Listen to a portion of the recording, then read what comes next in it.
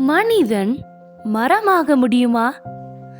மனிதனுக்கும் மரத்திற்கும் எவ்வளவு வேறுபாடுகள்! மண் மனிதனுக்கு புதைகுழி, மரத்துக்கோ கருவறை.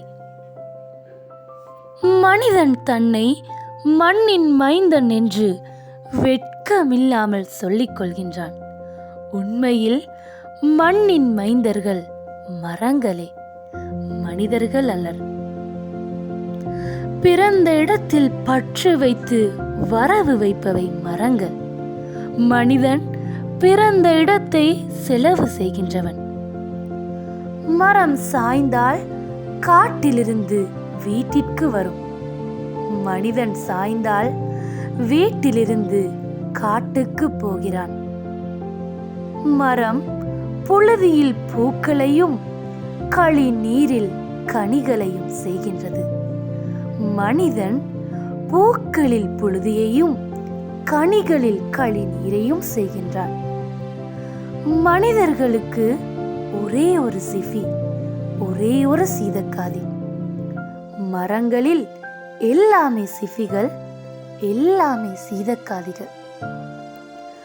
மரம் கொடுப்பதற்காகவே கைகளை நீட்டுகிறது.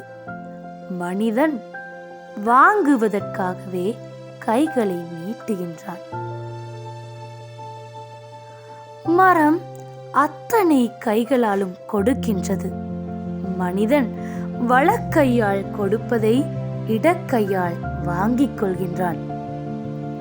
மரம் வானத்தை நோக்கியே வளர்கின்றது. மனிதன் புழுதியிலேயே புரளுகிறான். மரமாகத்தான் முடியவில்லை, மரங்களை படைக்கவாவது மனிதனுக்கு தெரியுமா? இதோ அவன் படைத்த மரங்கள்: தூக்கு மரங்கள், சிலுவை மரங்கள், கழு மரங்கள், கொடி மரங்கள், அத்தனையும் மாமிச பட்சினி மரங்கள்.